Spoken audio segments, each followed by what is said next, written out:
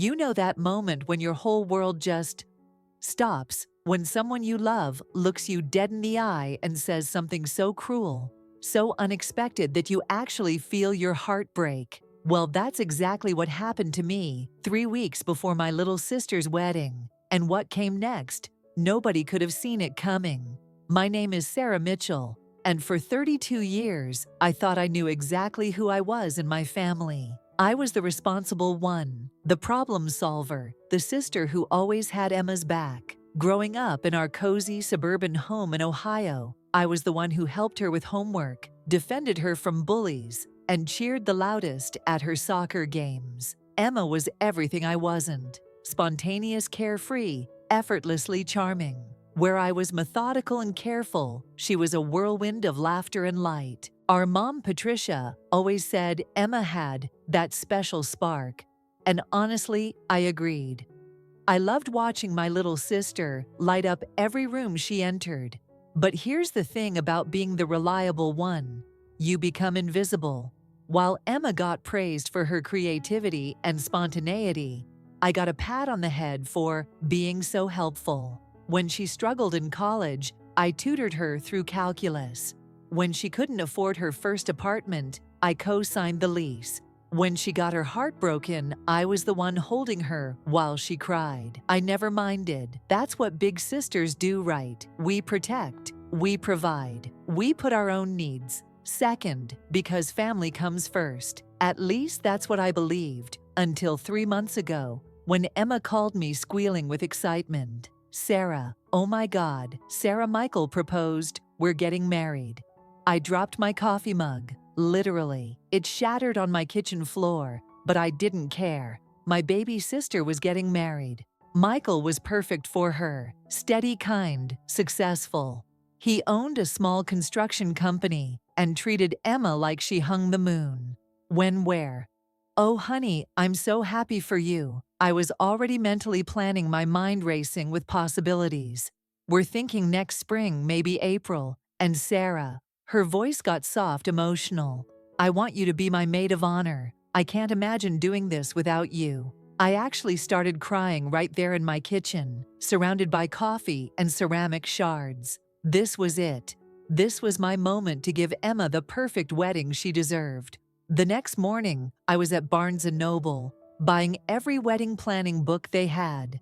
I created spreadsheets, Pinterest boards, and a detailed timeline that would make a military operation look casual. This wasn't just about throwing a party. This was about creating the perfect day for the most important person in my life. Emma wanted a spring garden wedding, something romantic and timeless. I found the perfect venue: Rosewood Gardens, a historic estate with rolling lawns and a gazebo that looked like something from a fairy tale. It was expensive, but I'd been saving for years. This was what I'd been saving for, even if I didn't know it at the time.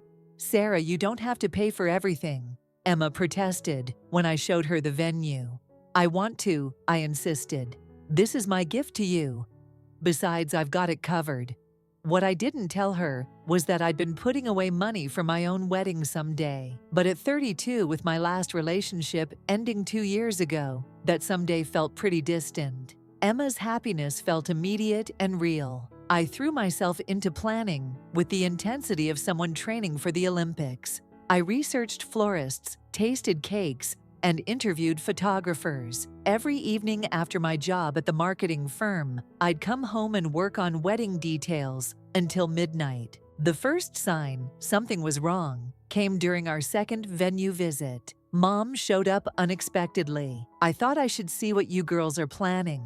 Patricia set her smile tight. She walked through Rosewood Gardens like she was inspecting a crime scene, pointing out flaws I hadn't noticed. The parking seems limited, she mused. And this gazebo, is it sturdy enough? Emma, honey, are you sure this is what you want? I watched my sister's excitement dim slightly. I think it's beautiful, Mom.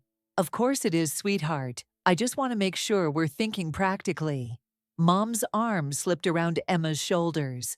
Maybe we should look at a few more options before deciding. Over the next few weeks, Mom inserted herself into every decision. She'd show up at vendor meetings I'd scheduled, armed with her own research and opinions. She questioned my choices, suggested alternatives, and somehow always managed to make me feel like I was being impractical or irresponsible. "Sarah, darling, I know you mean well," she'd say, with that patronizing smile. "But planning a wedding is more complex than you realize. Maybe we should let the professionals handle some of this." The professionals she had in mind were expensive, way more expensive than what I'd budgeted. When I expressed concern about costs, she'd wave dismissively. "Emma only gets married once. We can't cut corners on the most important day of her life." But here's what really stung. Emma started agreeing with her. My carefully researched vendor list got replaced with Mom's connections. The intimate garden party I'd envisioned grew into a formal affair for 200 guests. My role shifted from planner to, well, I wasn't sure what my role was anymore. "I think Mom might be right about the flowers," Emma said, during what I thought was going to be our final florist meeting. "Roses are more classic than peonies." I'd spent hours researching peonies because Emma had mentioned loving them. But when I tried to remind her, she looked at me blankly.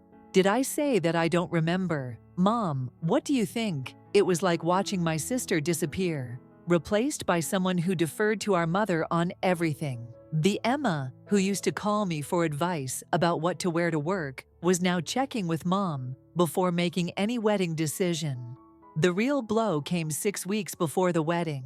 I was at work when Emma called, her voice strained and uncomfortable. "Sarah, I need to talk to you about something. Mom thinks, well, we think it might be better if Jessica was my maid of honor instead." Jessica, our cousin Jessica, who lived 3 states away and had met Michael exactly twice. What? I couldn't process what I was hearing. "Emma, what are you talking about?" "It's just, Mom says you've been really stressed lately, and she's worried about you taking on too much. Jessica's more relaxed. She won't get as worked up about details." Worked up about details. I was the one who'd been handling every detail for months. Over the next 2 weeks, I watched my role in the wedding shrink to nothing. The dress shopping trip I'd been planning for months, they went without me. The bachelorette party I'd organized, Jessica took over changing the location and the guest list. We thought a spa weekend would be more Emma's style. Mom explained when I asked about the changes. "You know how she is about big parties." Except Emma loved big parties. She always had. But when I tried to remind her of this, she just shrugged. "People change, Sarah. Maybe you don't know me as well as you think you do." That comment hit like a physical blow. I'd spent my entire life knowing Emma better than anyone, but apparently I didn't know her at all. The final straw came during what was supposed to be our last family dinner before the wedding. I'd brought a photo album I'd made, pictures of Emma and me growing up, memories from our childhood. "Oh, Sarah," Mom said, flipping through the pages with a frown. "This is so nostalgic. Emma's focused on her future now, not the past." "I thought it would be nice for her to have," I said quietly. "It's sweet," Emma said, but she barely glanced at it. "Maybe save it for later. I'm pretty overwhelmed with wedding stuff right now." I watched my mother close the album and set it aside, and something inside me finally snapped. "What is going on here?" I asked, my voice louder than I intended. "Emma, what happened to us? What happened to the sister who used to call me every day?" "Sarah, calm down," Mom said sharply. "You're being dramatic." "Dramatic? I've spent months planning this wedding, thousands of dollars, and now I'm being pushed out of everything." "Nobody's pushing you out," Emma said, but she wouldn't meet my eyes. "You're still invited. You're still family." Am I? Because it doesn't feel like it. That's when Mom delivered the blow that changed everything. "Sarah, we need to talk." Her voice was cold, clinical. "Emma and I have been discussing this, and we think it's best if you don't come to the wedding." The room went silent. Even Emma looked shocked. "What?" I whispered.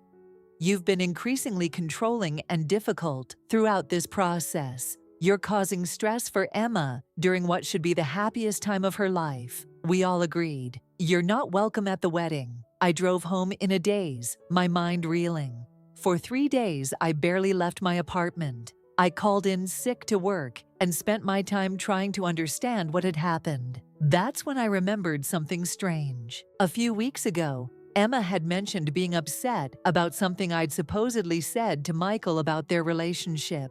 But I'd never said anything negative about Michael. I loved Michael. When I'd tried to ask her about it, she'd brushed me off, saying Mom had told her about it. A terrible suspicion began to form. I started going through my phone, looking at text messages between Emma and me. There were several conversations where she'd seemed angry or hurt about things I couldn't remember saying. Each time when I'd tried to clarify, she'd said Mom had told her about it.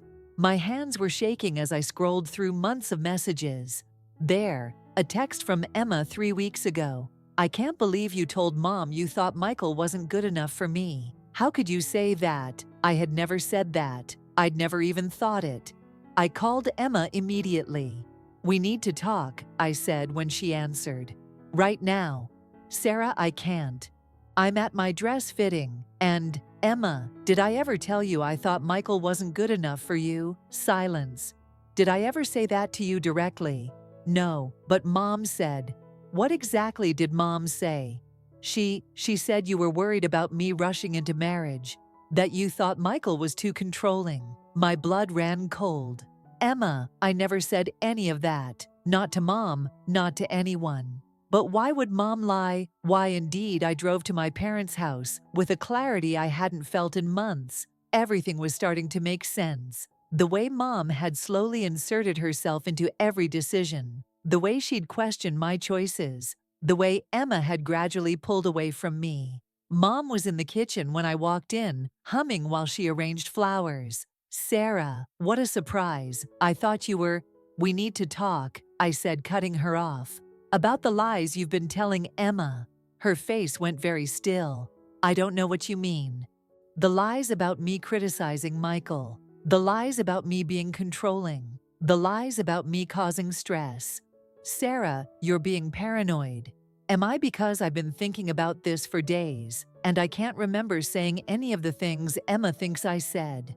But I can remember you being there for every conversation, every decision, every moment where Emma started pulling away from me. Mom set down the flowers carefully. I think you should leave. No, I think you should explain why you've been sabotaging my relationship with my sister. Sabotaging. She laughed, but it sounded forced. Sarah, you're being dramatic. I've been trying to protect Emma from your intensity.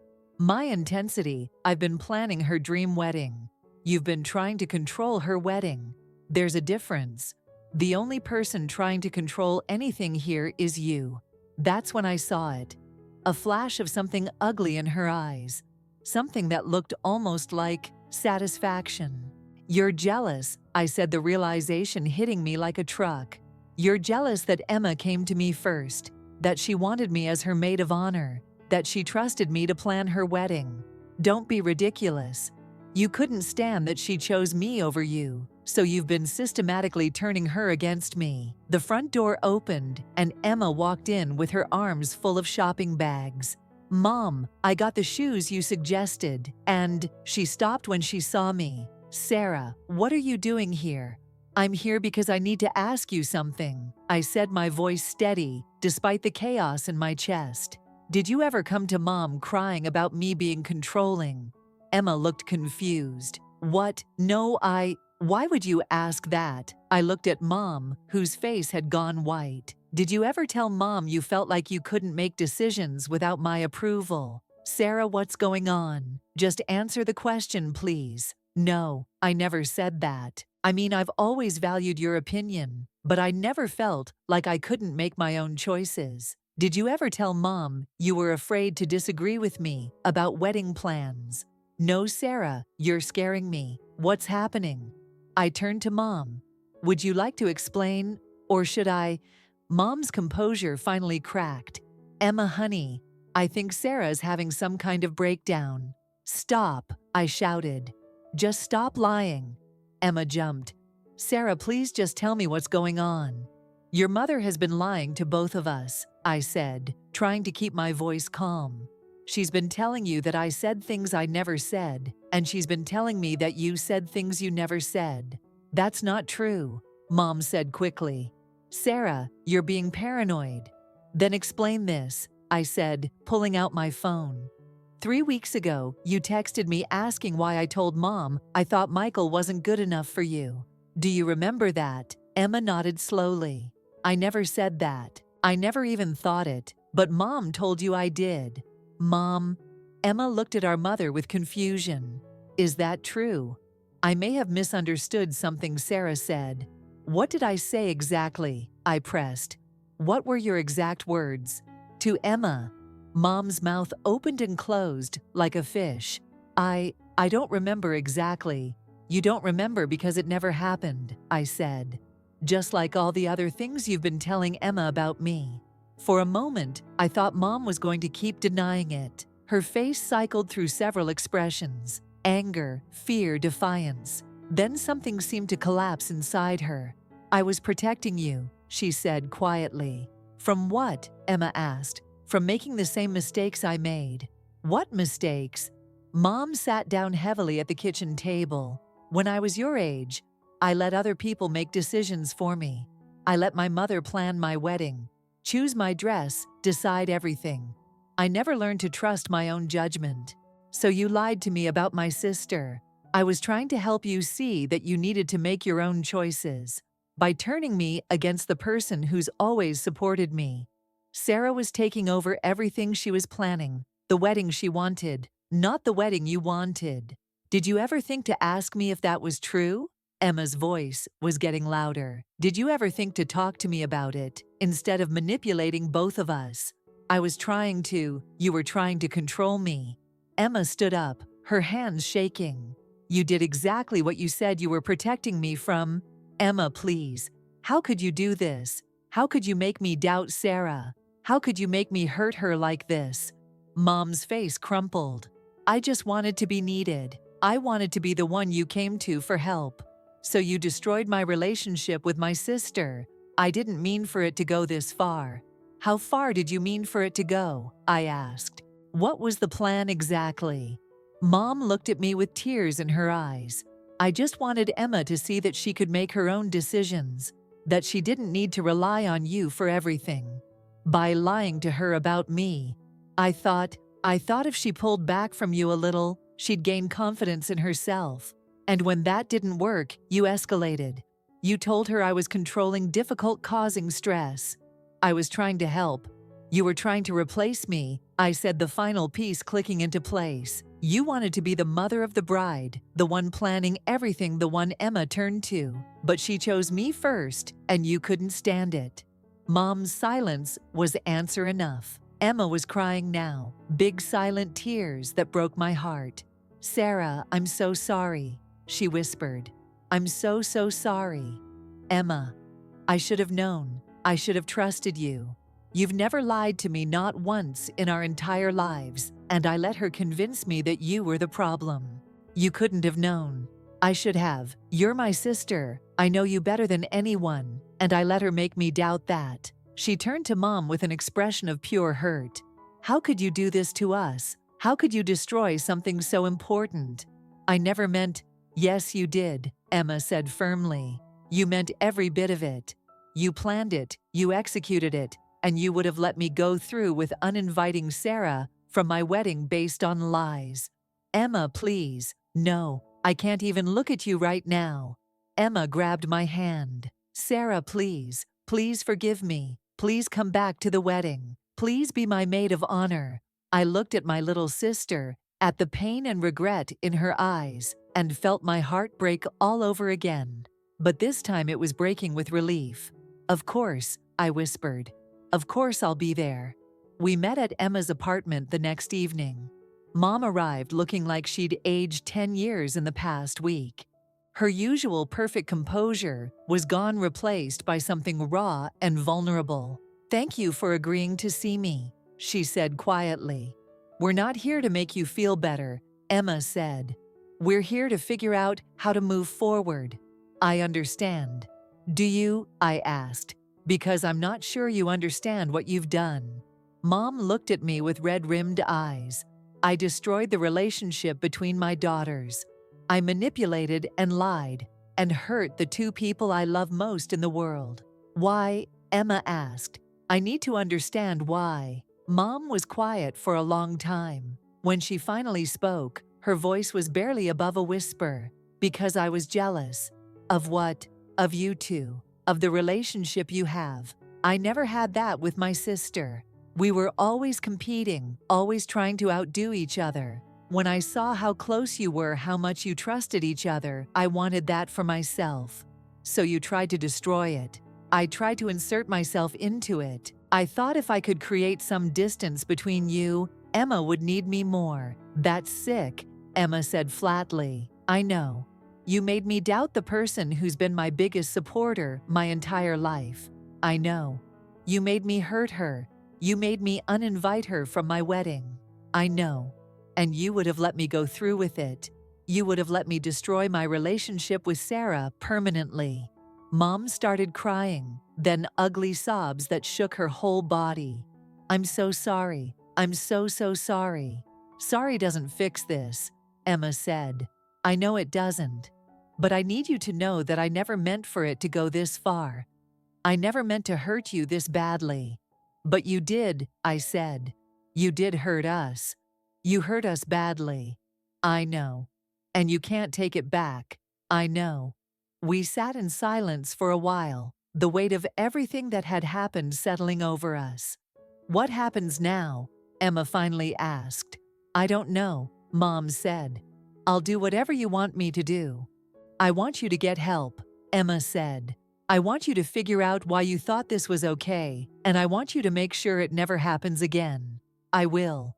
And I want you to understand that things can't go back to the way they were. I can't trust you the way I used to. I understand. But I don't want to lose you completely, Emma said, her voice breaking. You're still my mom. I still love you. But I need time, and I need space, and I need to know that you're getting help. I'll do whatever it takes.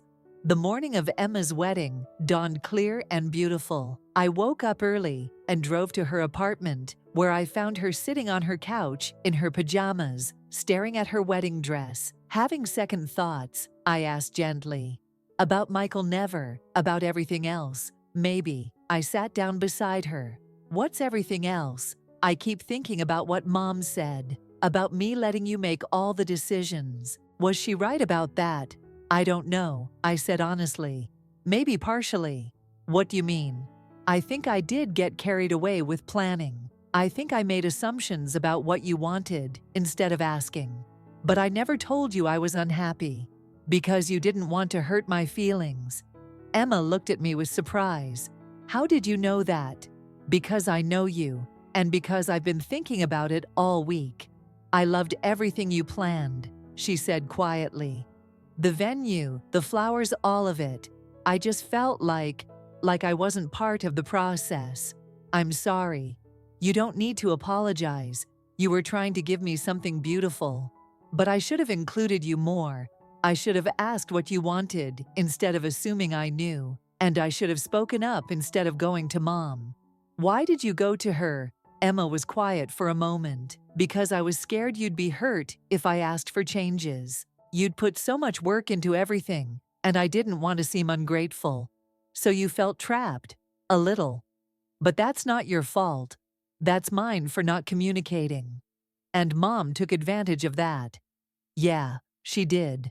We sat in comfortable silence for a while, watching the morning light stream through her windows. Are you ready to get married? I asked. I'm ready to marry Michael. I'm ready to start our life together. I'm ready to have you as my maid of honor. Good. Because I'm ready to help you get into that dress. The wedding was everything Emma had dreamed of, and more. Rosewood Gardens looked like something from a fairy tale, with white roses and soft lighting, creating an atmosphere of pure romance. Emma was radiant in her dress, and Michael couldn't stop smiling. I stood beside my sister as she exchanged vows with the man she loved, and I felt a peace I hadn't experienced in months. This was right. This was how it was supposed to be. Mom was there, sitting in the front row, with tears streaming down her face. She'd kept her promise to stay in the background, to let Emma have her day without drama. When our eyes met during the ceremony, she mouthed, "Thank you," and I nodded back. During the reception, Emma pulled me aside. "I have something for you," she said, handing me a small wrapped box. Inside was a necklace with 2 intertwined hearts. "For my sister," she said, "who taught me what love really looks like." I started crying right there on the dance floor. "I love you, Emma. I love you too, Sarah. Thank you for never giving up on us." 6 months later, I was sitting in my own apartment, planning my own wedding. David had proposed 3 months after Emma's wedding, and I'd said yes without hesitation. This time, I was determined to do things differently. "What do you think about this venue?" I asked Emma, showing her pictures on my laptop. "It's beautiful, but what do you think?" "I think I want to hear your opinion first. I think you should choose the place that makes you happiest." "That's not helpful." "It's not supposed to be helpful. It's supposed to be honest." I laughed. Fair enough. We'd been doing this dance for months, me trying to include her in every decision, her trying to push me to trust my own judgment. It was a delicate balance, but we were learning. "How's Mom doing?" I asked. "Better. The therapy is helping. She's learning to recognize her patterns." "That's good." "She asked if she could help with your wedding planning." "What did you tell her? That it was up to you?" "And what do you think?" "I think she's trying to make amends. I think she wants to be part of our lives in a healthy way. But I think you should trust your instincts." I thought about it for a moment. Maybe she could help with something small, something that doesn't involve major decisions. "Like what?" "Like addressing invitations or organizing the guest book table." "That sounds reasonable." "You think?" "I think you're being generous and cautious at the same time, which sounds like you." As I write this, it's been a year since Emma's wedding, and our family is still healing. Mom is still in therapy, still working to understand why she felt the need to manipulate and control. Emma and I are closer than ever, but we're also more honest with each other about our needs and boundaries. I've learned that love isn't about sacrifice without limits. It's not about putting someone else's needs so far above your own that you lose yourself in the process. Real love, the kind that lasts, requires honesty, communication, and respect for each other's autonomy. When Mom said, "We all agreed you're not welcome at the wedding," she thought she was protecting Emma from my supposed controlling nature. What she was really doing was trying to control both of us. The irony wasn't lost on any of us. But here's what she didn't count on: the strength of the bond between sisters who truly love each other. She didn't count on Emma's ability to see through the lies when confronted with the truth. She didn't count on my willingness to fight for our relationship instead of walking away. Sometimes the most beautiful endings come from the most painful beginnings. Sometimes the greatest gift you can give someone is the truth, even when it hurts. And sometimes the family you fight for is the family worth having. If you're dealing with manipulation in your own family, remember this: you deserve to be loved for who you are, not for what you do.